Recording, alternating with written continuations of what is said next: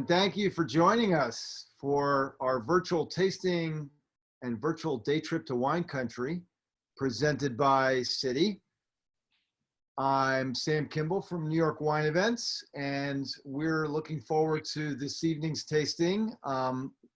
We're going to Portugal tonight, which we're excited about. We've never done a virtual tasting featuring Portuguese wines, and we're going to a couple places in Portugal. First to northern Portugal along the Douro River, and then we're going to Madeira Island.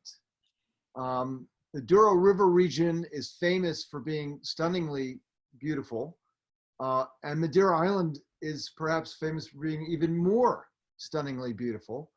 I'm going to take a moment to show everybody where we are on the map, where we are going in the world. And by the way, as you're logging in, do tell us in the chat tab within Zoom here where you're logging in from. We love to hear from you. So I want to show you where we're headed in general. Here is a map of Portugal behind me, and I'll get out of the way. You can see the map pin is showing a spot right there in sort of the northern part of the country, and that's in the Douro Valley region. And then I have to pull up another map to show you where we're also going in terms of Madeira Island, and we're going to talk about this more with our guest, who I'm really excited about having on the show. There's Portugal and Spain and Europe, and then you see the coast of Africa and Morocco, and the map pin is way out there about 700 or 800 miles in the Atlantic Ocean. That's Madeira Island, and it is absolutely stunning. We're going to see some gorgeous photos from that area. In fact, the first background image that I had up on my screen, which I'll put back up on my screen, is of the cliffs, famous cliffs there in Madeira. And there you see plenty of Atlantic Ocean in my background. So really exciting. So cool to be able to go to a new place, and really cool to have with us tonight Broadbent Selections. We're going to be visiting with Broadbent, which is a really prestigious and impressive importer based here in the US. They specialize in representing small family wineries from around the world who make the best wines from their respective regions. And specifically, not only Portugal, but they are active in Lebanon, where in the Bekaa Valley you have some extraordinary wines and wineries, and also Austria. The other thing that's notable and unique about Broadbent is that they focus on wines and wineries where the winemaking process is as natural as possible. So to learn more about Broadbent Selections, you can visit broadbent.com. I will put up on the screen in a moment a URL where you can also find the wines and purchase them, the ones that we're tasting tonight. But broadbent.com is a great place to go to learn more about this company. Actually, I'll show you right now, if you're curious to go two screens while you're watching the broadcast. On wine.com, if you go to wine.com and then you put in the search box Broadbent, it will come up with a page, all the selections that they have available on wine.com. So moving right along, welcome everybody. We are excited.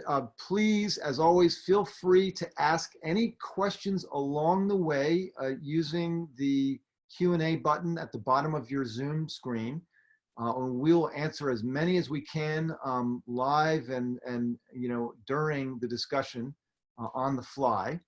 And again, hit the chat module and let us know where in the world you're tuning in from.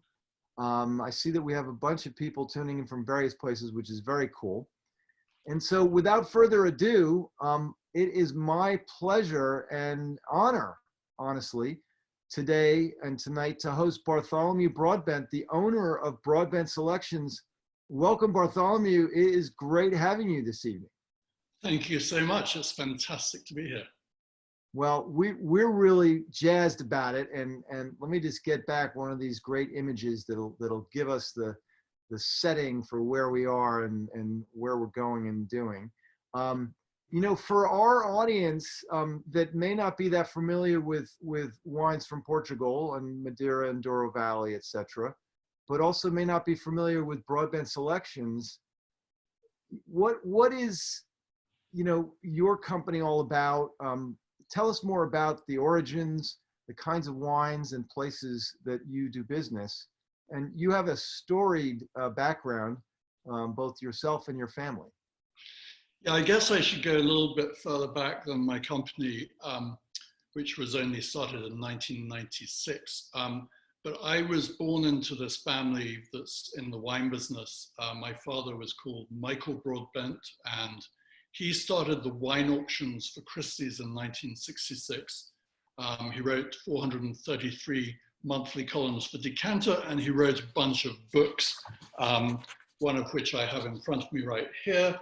That was published last year on May 1st. On May 2nd, he turned 92. And on April 25th last year, he got married for the second time. So he's, unfortunately in June, he fell off a chair and broke his back. And so he was basically bedbound until March this year, and then sort of went along his way. But so he was in the wine business in England, and I left England when I was, well, I came to Canada when I was 20 to work for an importer there, an agent there. And then I got transferred by a port company to San Francisco in 1986 to start a wine importing company for them, and also to teach Americans about port and to help build the port market in the US. So that was where that was your first real deep dive into the Portuguese wine world. Well, yes. I mean, I'd sold Portuguese wines in Canada. I'd worked for Harvey's in England before moving out. So, and you know, I'd been to Portugal when I was 7 to stay with port families. So I was pretty familiar with it. But yeah, that was the deep dive into port when I was about 25. And then sort of reached the glass ceiling, didn't marry one of the daughters, and decided to start my own company, Broadbent Selections, and our Broadbent Port brands. But 2 years into working for the Symington family in Portugal, I started, they asked me to introduce Madeira to the US, and Madeira had been absent since Prohibition. And we'll talk about that later. So basically in 1989, we relaunched Madeira, which had been missing since Prohibition. So my company, Broadbent Selections, initially it was only going to be Port and Madeira, but then some friends from my days working in Canada said, well, now it's your own company, you can represent us. So we took on a winery called Guntrum from Germany. And then slowly but surely other wineries started joining us. The Chateau Musar, the one you mentioned, is from Lebanon. The winery there is called Chateau Musar. We have probably the greatest portfolio of South African wines. We have some very good Italian wines, some very good French wine, Georges Vernet. We have basically wines from pretty much every country in the world that's significant in wine production. Argentina, in fact, today in Argentina, Wine and Spirits magazine just announced the winery there, Bodegas Vinet, to be one of the top 100 wineries in the world, which is very exciting. Congratulations. Yeah, so we represent them. We represent wineries in Chile, Australia. Our biggest brand is from New Zealand. It's called Spy Valley. But yeah, that's it. So I live in Virginia after 21 years in San Francisco. met a girl. I thought she said virgin, but it turned out to be Virginia. So here I am in Virginia, and live here, and yeah, it's been great. So been here for about 12 years in Richmond. That is awesome. So what was, I mean, you had a bunch of professional experience related to Portuguese wine selections and port and then later Madeira, but what was the inspiration that for focusing on Portugal as much as you have? And you've had tremendous success with your Portuguese selections. Well, when I was in Canada, I was offered 2 jobs in the States. One was to work for Veuve Clicquot Champagne in Chicago. Yeah. And one was to work for the Symington family, who had a lot of ports, and I had the choice of New York or San Francisco, and for business reasons, we chose San Francisco. But I don't like drinking champagne every day, and my parents. Right. So it's a little bit less diverse. It's not quite as interesting to be drinking champagne every day. Right? Exactly. And also it was more established, and whereas port was pioneering, it was really building the market from scratch. People didn't know what port was back then in Right. the 80s. But I just got a funny story about my parents so my parents were, deeply seeped in the wine business, but they were not huge drinkers, but they did actually drink champagne every day. They drank it every day for breakfast because they found that the orange juice was very boring without champagne in it. But then they wouldn't have anything else. But if you went to visit Christie's, my father's office, the morning coffee there was terrible. So he'd always give you a glass of Madeira. And then if he wouldn't have anything else, but except for lunch, maybe a Bloody Mary before lunch, and then obviously white wine, red wine with lunch, and a glass of port afterwards. But then nothing till tea time at Christie's. The afternoon tea was terrible too, so he'd give you Madeira then, and then he wouldn't have anything else till dinner, when he'd have a gin or whiskey beforehand, white wine, red wine, and then probably port afterwards, tawny port afterwards. But his doctor, because he had a heart condition, he died at the age of 92, but he had a heart condition, and so his doctor said, Michael, you have to have something to drink with alcohol every day before you go to bed. So he has a Grand Marnier. Oh my God, I would be calling 911 at that hour. Well, yeah, but a glass of wine for him was this size. Yeah, small. A glass of wine in America is this size, if not bigger. So it's much smaller. So you could drink all day long and really not be drunk. Whereas if you drank American-sized glasses all day long, you'd be completely. Yeah. No, that is true. So tell us a little bit about. I mean, I for one am a pretty much of a newbie when it comes to Madeira. I love Vinho Verde. We're going to taste a couple of, you're going to showcase a couple of your Vinho Verdes. Yeah. But Madeira, I can't honestly tell you whether I've ever had Madeira. What? And I'd love to know sort of, and I think the audience would like to know, what is Madeira wine all about? Does it always come with the bottom that has the straw around the bottle? No, but and what is it? What's its characteristics, and what are the things? What kinds of foods do you eat with it, etc.? Well, the first thing to know about Madeira is the fact it's the most American drink you will ever drink. Even though it's made on this remote island off the coast of Morocco, it's in the trade winds directly between Europe and America, and all the boats used to stop off in Madeira to pick up provisions, and they used to pick up wine and use the wine as ballast in the bottom of the boats. And one day, one of these ships arrived in Savannah or wherever it was going and forgot to unload the cargo. So when it reached Madeira again, they tasted it and found it was much better than before it left. And they figured, having crossed the ocean to America, it had been heated in the holds of the ships. So today, we still simulate that voyage. We have to heat Madeira for a minimum of 3 months to simulate the voyage to America.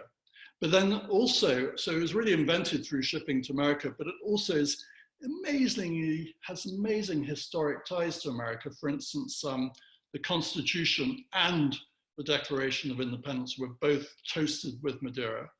Really? Betsy Ross, when she was sewing the flag, had a side table with Madeira on it.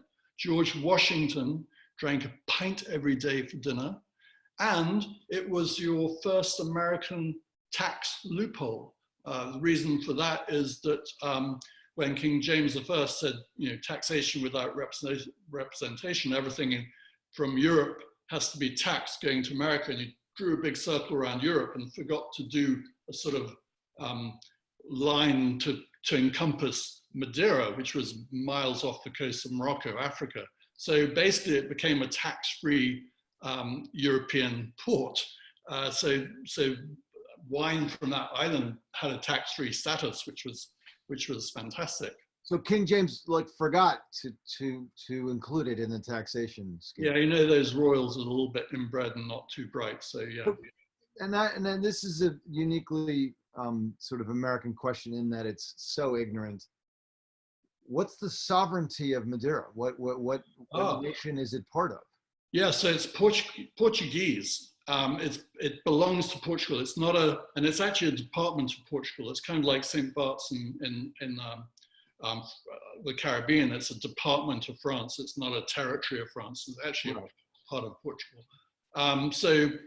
And Funchal is the capital, and it is the most stunningly beautiful place. But just to get back to the characteristics of it, well, I'm going to show you the colors of the two wines we're going to be having later tonight. So color-wise, they're brown. One is lighter, one is deeper. One is called Rainwater, the lighter one, and by law that has to be lighter in color. But there are basically about 8 grapes for Madeira, three principal red ones, Triunfo, Complexo, and Tinta Negra, and then the white grapes are Social, Videlli, Boal, Malmsey, Tarantes, Moscatel, and Bastardo. But whether it's a red wine or a white wine, after the heating process, it goes brown. I should also mention that these are both fortified wines. These are fortified wines. So kind of like port and sherry, you add brandy during fermentation. This stops the fermentation before all of the sweetness, natural sweetness from the ripe grapes have been converted into sugar. The yeast converts it. By adding the brandy, the high alcohol level of brandy raises wine to 19%, and the high alcohol kills the yeast, so fermentation stops. So what you have is a beautiful wine with a bit of natural sugar left over from the grapes. We add the brandy when it's about 7% alcohol during fermentation. And does it wind up is its final alcoholic content level 19%? Yeah, it is. Yeah, it is. So this is you do not chug this wine. This is wine you drink, you sip. No, you chug the Vinho Verde. Yeah. The Madeira. Yeah. And I'm curious about the heating process.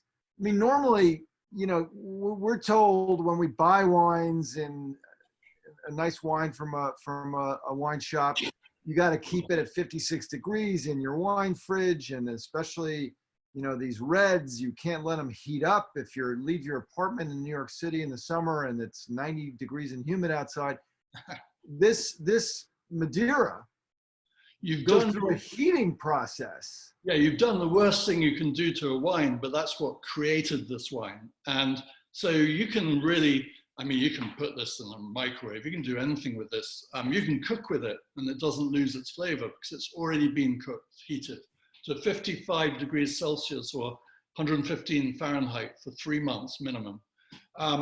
The other ones, the older ones, so that's a 3-year-old, which is 3 months, and then it ages for another 3 years. But the 10-year-old goes through the heating, but then we age it very slowly in cellars at different temperatures, some at cellar temperature, some at room temperature, some in the attics where it's warm. But it is indestructible. I always used to tell people you can put Madeira in the trunk of your car all summer long and it's going to be fine. And actually I decided after years of saying this to actually try it a few years ago. And so I opened a bottle of a 10-year-old Malmsey, took out a couple of glasses and then put it in the trunk of a car. And I completely forgot about it. This was in about April.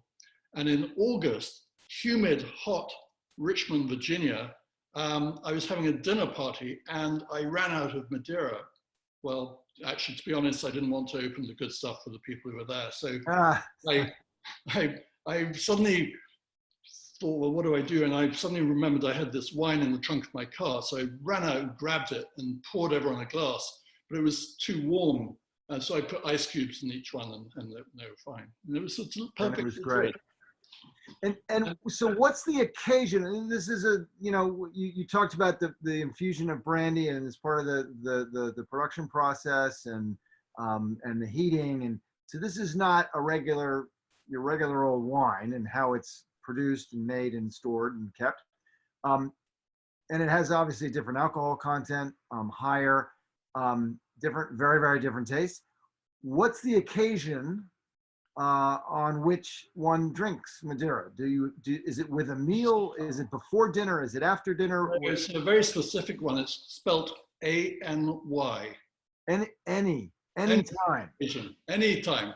But actually, George Washington's day, it was served throughout the meal. And because we have different sweetness, so we have dry, which is social, Vidello medium dry, Boal medium sweet, and Malmsey sweet. Those are 4 grapes, but they also mean the sweetness level. So you have you have sweet ones and you have dry ones. So dry ones can be served before dinner with nuts. You have the hallmark of a great Madeira is the acidity, and the acidity is such that you could put it with balsamic vinegar, you could put it with desserts, which have citrus. It doesn't get killed. Also, it's a sweet wine, but it has a dry finish. So if you put a dessert wine like Sauterne or late harvest Riesling with dessert, the clash of the sweetnesses of a dessert and the wine they destroy the wine. But because this one already finishes dry, you can put it with dessert and then the clash doesn't happen. But it is also great with foie gras. One of my favorite stories. Wow.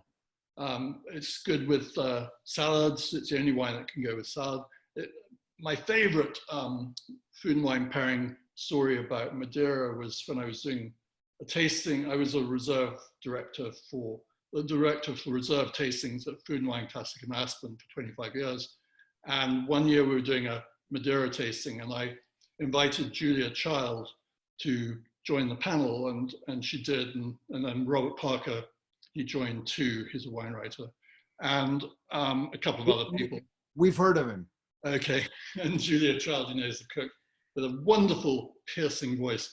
And right before the tasting, Julia came up to me and said, Madeira, bananas, you've got to have bananas. And I said, why? And she said, because bananas and Madeira are the best food and wine pairing combination in the world.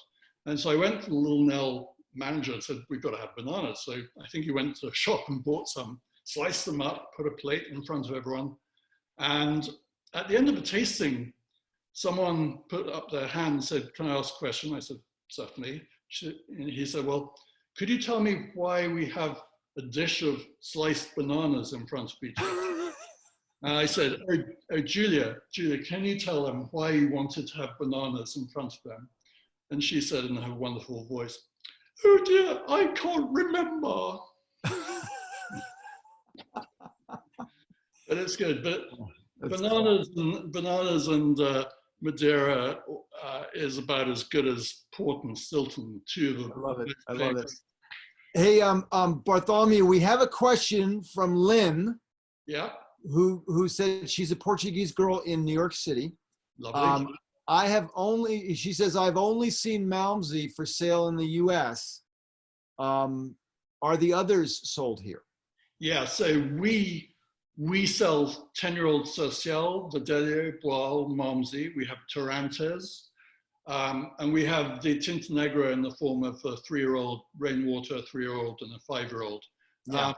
In New York City specifically, any wine shop can get any of those wines from our distributor who's called Winebow. Yeah. And in the state, or if anyone, doesn't know where to get it, feel free to go to our website and send an info request, and I'll answer. Or you can go to my Facebook and message me, and my name is easy to find, Bartholomew Broadbent. Surprisingly, there's only one on Facebook called Bartholomew Broadbent, and that's me. So easy to find me and follow me and that sort of thing. So yeah, it is available. All right, that's awesome. All right, so we're gonna move right along. We're gonna do a quick tour. I want you to tell us just the quick takes, your first words on. I'm gonna show everybody some background, some things, some imagery. Okay, what is this? So land is sort of premium in Madeira. It's most of Madeira are very, very rocky cliffs. They have the second highest cliff in the world, and all around the island are these massive towering cliffs. It literally looks like an airplane when you look out of the top of them. So at the sort of on the hills, there's very little land available, and there are no vineyards per se, but what you have behind you are actually vineyards. And the reason they look like that is because they are grown on trellises, and underneath they grow other crops because they have to live off that land and there's no space to do anything else. So they really, yeah, I mean, there you can see the steepness of the hills, and all of those green bits that you see, all of it is vineyards, vines. And there's only one actual vineyard which doesn't have other crops growing, and that's somewhere. But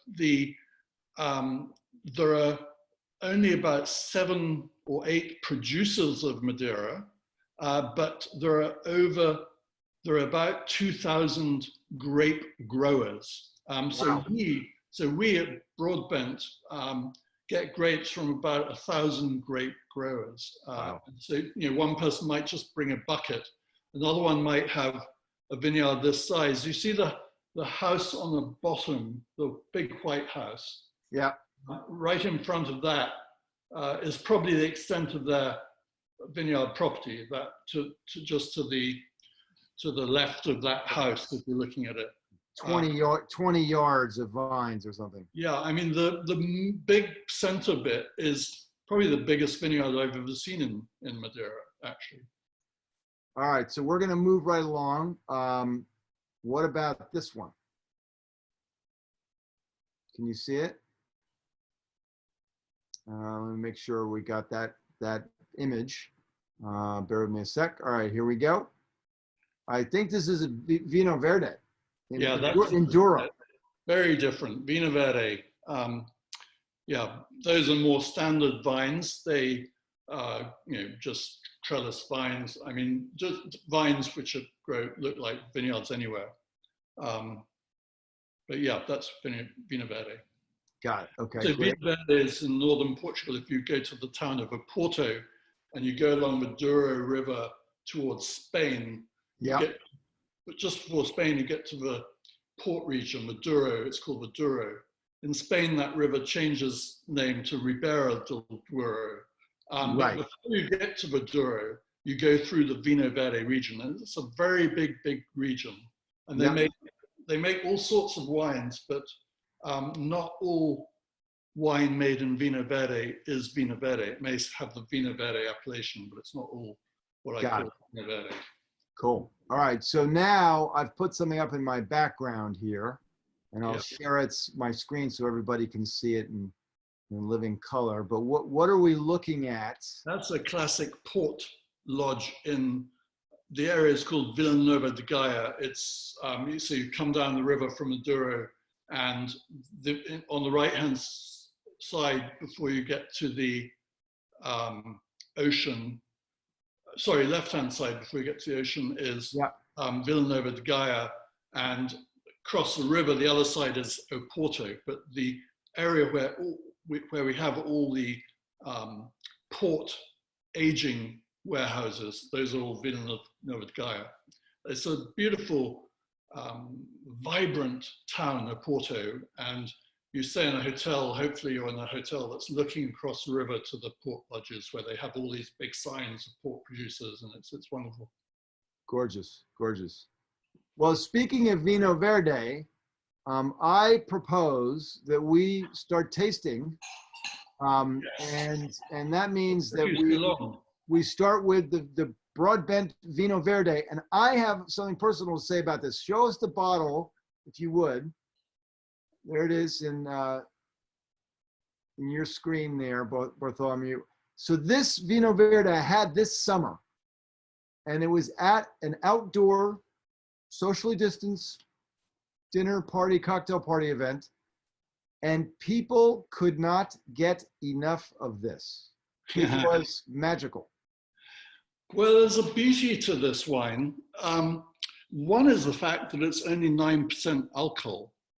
And so you can drink a lot of it. It goes down, you know, in Portugal, we drink this instead of Coca-Cola. But just to give you an idea of what that means, 9% alcohol to me is almost non-alcoholic. I mean, but just to give you a couple of things which a lot of people don't realize. Let's say you, Sam, drank a bottle of wine that's 15% alcohol, and I drank an entire bottle that's 12.5. The difference in alcohol consumption that you had over me was equivalent to nearly 3 vodka tonics. So would you drink a bottle of 12.5% wine and then ask for 3 vodka tonics? Your friends would think you're nuts, but that's what you did if you drank the 15%. So 9% is that much less. Or to give you another idea, if you drank 2 4-ounce glasses of wine at 14.5%, you're over the drink drive limit. 2 glasses at 12.5%, you're probably under the drink drive limit. Certainly 2 or 3 glasses of this at 9%, you're under the drink drive limit. So tell us about this wine, the tasting notes. I love it. It's got that effervescence. Yeah, first of all, let me just tell you about the label. You see that little flower? Yeah. That was painted by my niece when she was 4 years old. It was a Christmas card sitting on my fridge for a few years. And when we launched this about 15 years ago, we were going through label designs, and we said, they're all boring. What we need is something fun and simple like that. And we put it on here, and it's been a huge success. Of course, now Alice is 21, and she's saying, hey, where's your royalties? Yeah, which is a bit mean. But so the Vino Verde has a little bit of effervescence. It's not a sparkling wine, but it's more like the consistency of, say, Coca-Cola or something like that. It's just a little bit of a spritz. So a lot of wines made in the Vino Verde region are just regular table wines from the region. A Vino Verde from the Vino Verde region, there are 4 principal things which are traditional. One is that you never have the grape varieties on it. One is you never have a vintage date because it's a blend, kind of like a non-vintage champagne. They blend it with different years to make sure it's consistent and it tastes exactly the same time every time you bottle it. The other thing is we put in a little bit of CO2 at the bottling, so it's got that little spritz. And it has to be under 11% or under. There is a small part of a region where you can be 12%. But if you see a wine from the Vino Verde region, which has, say, 14 or 13% alcohol, you know it's not a Vino Verde, it's just a regular wine from the Vino Verde region. Makes sense? It's like not all brandy is cognac, but all cognac is brandy, that sort of thing. And this bottle, incredibly enough, is on wine.com, I believe it's $8.99. Yeah, I mean, it's usually around $9.99. You know, some places you could maybe find it for $7.99, but $9.99 is what we quote, but wine.com, $8.99. I think they might be out of stock in some places right now, but just keep trying, or go to any good wine shop and ask them for this, and they can get it all over the country. Yeah. Yeah, wherever you are in the US, this wine is I available. have to give a shout out to Kristen Smythe, who I believe is watching our broadcast tonight. Yep, Our good friend, our mutual friend. is one how we know each other. And she managed to get it. She went to the local wine shop in her town and said, I want this Vino Verde. And they ordered it and they got it in for her. Good for her. Sadly, Yeah. now they're out of stock because I guess it was popular. Well, thanks to COVID, sadly because of COVID, our sales have gone tripled this year in this wine because wines under $10 have been selling extremely well. Wines, really, really expensive wines, have been selling extremely well. It's the stuff in the middle that's been suffering. Interesting. Yeah. 60, So now what's, and maybe the answer is any, what's the occasion for drinking this Vino Verde, and what kinds of foods or sort of pairings would you recommend? So it's a fantastic wine, lunchtime, dinner time, pre-dinner, sitting around the pool, taking on the boat, taking to the beach, those sort of things. It's a refreshing, delightful wine, but it's really good with chicken, with seafood, with pasta, with basically any sort of white wine things, but especially good with fish and seafood and chicken, the normal sort of things which you'd expect with white wines. Oysters, maybe sushi, but that sort of thing. So for everybody watching, this is a wine, and especially at this price point, to order a half case or a case and just have in the house. You serve it chilled, and I promise you, for me, this summer, this was a life-changing discovery. Yeah, I mean, it's just, you can just drink it all day long. It's so low in alcohol, you don't need to worry about it. It's just refreshing. Now this Vino Verde has a cousin, the Broadbent Vino Verde Rosé, and which I have not had, but I'm dying to try. Well, when you told me that you didn't have a bottle with you last night when we talked, I realized I didn't have a bottle either. So I actually went to my local grocery store, Kroger, and bought it. So I have a bottle right now. Excellent. And these two bottles, by the way, are marvelous twist-offs. There's nothing like having a good screw when you get home, screw off the bottle, screw off your top. Excellent. Not have to fiddle around with a corkscrew. And this is also around $9.99, sometimes $8.99. Yeah. Oh, it smells like wild strawberries. You know those little fraises de bois, little teeny strawberries. Yeah. And vanilla, and it's got all sorts of lovely pear, huge pear smells. It's also, this one is actually 10%, so it's 1% more. I haven't had this for a long time. The Vino Verde is only 9%. Yeah, well, the rosé is 10. 10, right, wow. So very, very light. Yeah, and actually, this one, when we launched this, it was a few years after launching the white, we thought, okay, it'd be about 5 or 10% of the sales of a white, but it's actually been hugely successful and is more like 45%. And then Cosmopolitan wrote it up this spring saying it's the best rosé for spring. And so it just completely took off. Well, that is a great compliment to the first Vino Verde, which is obviously a classic Vino Verde. And I find, correct me if I'm wrong, I find with this type of a wine, a rosé, you can just have this without food. This is a great wine to just drink, Yeah, it's delicious. It's to me, it's like eating candies. It's very Moorish. Do you know what Moorish is when you want more of it? Moorish, not more MOOR. No, Moorish. You want more like give me more. And it's also a good Elevenses wine. Do you know what Elevenses is? No. It's 11 in the morning. Oh, okay. Yes, that is a good 11s. This is wine because it's light and you're not going to get too lightheaded from it. Yeah, exactly. So that's awesome. All right. So onwards and upwards. We had a fascinating discussion a few minutes ago about Madeira and about the things like rainwater and Malmsey. The next wine we're tasting is the Broadbent Rainwater Madeira wine. Yes. And look at I love the stencil font. Well, you know, it's very historic.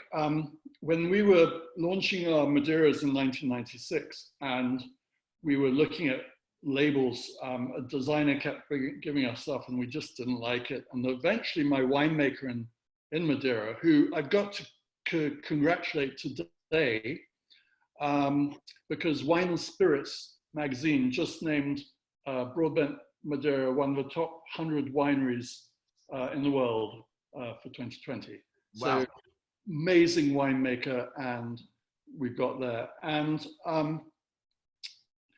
anyway, so he said, well, let me just put on a traditional label. And so he did this, and it was a great success, so he kept it. But the reason for this is because in the old days, they used to store the Madeiras in the attics of the buildings, not in cool cellars, but in warm attics. So they would get very humid and hot, and the paper would disintegrate. It would just rot. So so they painted the bottles instead, and so it's very, very traditional to Madeira to do it this way. Very cool. This is a rainwater. No one really knows why we call it rainwater. There were two theories. One was that it was an old gentleman, Savannah, who said, this wine is as fine as rainwater, obviously pre-industrial rain. And the other theory is that some barrels of Madeira got diluted in a tropical storm, and they liked the lighter style. So now this is a lighter style of Madeira. And this is a wine which is really good to drink on its own, or with nuts, or before dinner. It's really good to cook with, and you can even put it into the things you're cooking, but you can drink it whilst you're cooking. And it's really, if you are cooking with Madeira, it's extremely important to make sure you're buying a true Madeira from the island, because domestic Madeiras are not made in the same way. They don't heat them. So when you cook with a Madeira that hasn't been through the proper Madeira process, you cook it, you lose the flavor. So you add more, so you lose the flavor, you add more. Right. Whereas Madeira has already been cooked. So when you add it, you don't lose any flavor. People say, well, it's too expensive because this is what, $18 or something. So it's too expensive to cook with. But actually, it's cheaper because you're using a tablespoon of this, whereas you'd use at least a cup of domestic, which you keep adding domestic to try and get that flavor. Right. So and your dad had this at tea time. He had it at tea time. He had it at 11 o'clock in the morning. 11s. He was a huge Madeira nut, and in fact, I sent my parents to the island when I was starting my company to work with our winemaker to come up with the blends. And my mother's notes were fantastic. She wrote back saying, this one's a deathbed razor. I called her and said, what's a deathbed razor? And she said, well, this one's got that acidity that if someone gave it to me on my deathbed, I'd just get up and be fine. I didn't have a bottle when she was on her deathbed, so I couldn't test the theory, but so we'd never know. But she liked that wine, and her notes were always exciting like that. And by the way, she'd appreciate the fact I tell funny stories about her now. And whereas Michael's notes from the same trip were standard, very detailed, and you knew what you were tasting. But my mother traveled with my father all the time. I think it was mainly to stop the women who he liked or they liked him, one or the other. So she'd always travel with him, and whilst he was giving lectures on wine, she'd sit next to him on the rostrum and she'd be writing. Everyone thought she was writing notes, but she was usually writing letters to me. I was at boarding school. But she was supposed to be writing her notes. And so if she didn't quite catch what he said, she'd just write her own notes. So his book, which she typed, actually has quite a few of her own notes in it. Yeah, right. That's well, behind every great man, there's a great woman. Yeah. All And right. So actually, I'll show you a picture of my. Oh, this is his book, Wine Tasting, which you can buy off our website, broadbent.com. He was a big artist, so he drew a lot, but there's a chapter in it that I wrote about my my mother. there she is. Yeah, and that's not actually me. I think they put this picture in thinking it was me, but it's actually Luca Pascina from Barbersville Vineyards in Virginia. Looked a bit like me. And then there's a picture of my sister. My sister's the Chief Magistrate Judge of England and Wales, very high-powered job. She didn't go into the wine business, but she was very successful in her own right. Well, if anybody has a little too much of the Madeira, she can bail them out. Yeah, exactly. Exactly. They're Julian Assange right now. The last wine we're tasting is the Malmsey, the 10-year-old Broadbent Malmsey Madeira. The one we just did was the Rainwater, which is $18 in the US. And this last one is a little bit more of a reserve selection. It's $49. Yep. I think quite different than the previous. Yes. It's deeper in color for a start, darker in color. And you're going to find it's sweeter too, it's richer. It's this Malmsey. Malmsey is a grape. It's called Malmsey. It's also known as Malvasia in Portuguese. But Malmsey is, in addition to being the name of the grape, is the name of a style. So if you went to a bar in Madeira and said, I want a Malmsey Madeira, they'd serve you a sweet Madeira, whether it's from Malmsey or not. It's got a beautiful, beautiful color on the nose, much richer and more solid. This is more, this is for me dessert wine after dinner. This is sipping before dinner with nuts or something, and cheese goes really well with cheese. Yeah, I imagine. Yeah, fantastic with cheese. This with any dessert, although something like Stilton I would put with port, but any other dessert and cheese I'd put with this. Right. Before dinner I'd put with the Rainwater. And it's richer, it's longer, it's much more voluptuous, but it's got an elegance to it that's got that searing acidity. That's great. Another great thing to know about Madeira is once you open a bottle, it never goes off. Interesting. So, for instance, I have a bottle here that has been open for maybe 4 years, 5 years, and I'm still pouring from it. Which is obviously with wine, regular wine, preserving it, or after you open the bottle, how do you keep it fresh is always something that people are seeking to do. So yeah, exactly. One day we'll get on this. We'll do a tasting of Chateau Musar from Lebanon, which is one of a few wines you can keep open for a couple of weeks, and their whites can keep open for 4, 5, 6 months without a problem. Right. Yeah, that's great. Well, all of these are available on wine.com. I think the Vinho Verde might be sold out right now, simply because it's been so popular. But I know that the both Madeiras are online and available.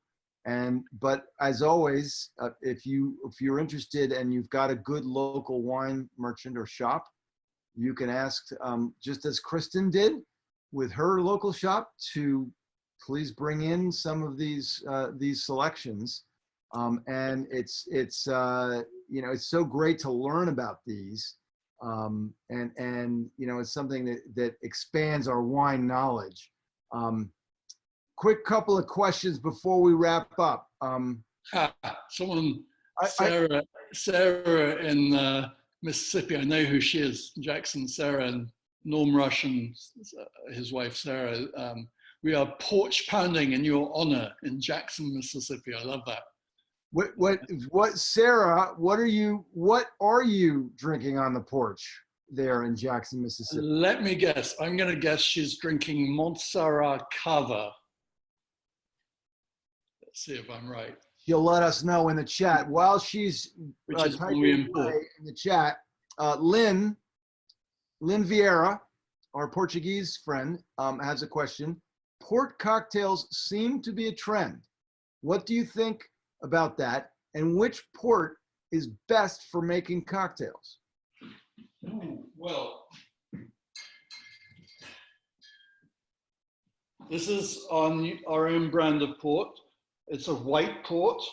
And the most classic white port cocktail is just simply a port tonic. It's white port with tonic water and a twist of lime on the rocks, and it's delicious. But it can be mixed with a lot of things. I would say white port and Madeira are great mixers for cocktails, but then you could go fancy and get a 20-year-old tawny. This is our brand new 20-year-old tawny, which we just launched this year. So I would say, I mean, there are deeper colored ports, but I prefer to drink those on their own. I prefer to go with our tawny or our white port for cocktails. Excellent. Madeira, any Madeira with any cocktail is fantastic. Couple of other questions. By the way, Sarah is not drinking the Montsarra. She's drinking the Broadbent Vinho Verde and the rainwater. But she's got the Montsarra chilling and ready to go. I know she's in love with that wine. That is awesome. Great suggestion from Ingo. I always keep a bottle of Madeira next to the stove, both for emergencies and for deglazing the pan. Good job, Bolu. Yeah, thank you. Who is that from? Ingo Grady. Oh, Ingo in Canada. Fantastic. Ingo, I didn't hear you say his name at first. And when you said Bolu, which is my nickname, it was obviously someone who knew me pretty well, because people, they know I don't like to be called Bart because that rhymes with, well, never mind. But Ingo Grady is a great wine merchant in British Columbia.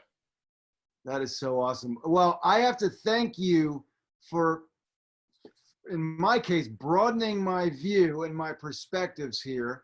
I learned so much tonight about these selections and about these regions. And as one person said in the chat, need to go to Portugal. Note to self.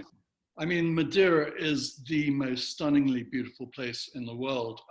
A lot of people say, well, South Africa's most beautiful wine region or the Douro, but actually Madeira is, I mean, there's nothing that compares. I've been maybe 25 times, and every time I go, they show me a brand new place that I've never seen before that is just absolutely mind-bogglingly beautiful. But if you go, I would say, go for as long as you can, but go for a minimum of 3-4 days, minimum, preferably a week. And, only spend about a morning, if that, half a morning doing wine stuff, because there's so much to do and see on the island. You could spend a month there and still not see it all. And drive around the island, rent a car and drive to the top and all over. Yeah, it sounds magical. Listen, you had me at 700 miles out to sea in the middle of the Atlantic, a jewel floating in the middle of the ocean. So anyway, well, listen, Bartholomew, thank you so much for doing this. It's been an education and a treat all in one. For all of you watching, thank you so much for tuning in. And by the way, check out Broadbent Selections. The easiest thing if you're on the internet is to go to wine.com. Otherwise, you can get your local wine merchant to special order some of these selections. I am going to be beating a path to Six Corners Wines and Spirits here in Long Island and asking them to please restock the Vinho Verde and the Rosé. Excellent, thank you. And thanks to Kristen for introducing us a few months ago. And it's wonderful that this worked out so I could come and talk to you. Yes, big shout out to Kristen Smythe. We love you. So anyway, Bartholomew, be well, be safe, and we will hopefully see you soon. Thanks everybody for tuning in. Thank you very much. Take care now. Bye-bye.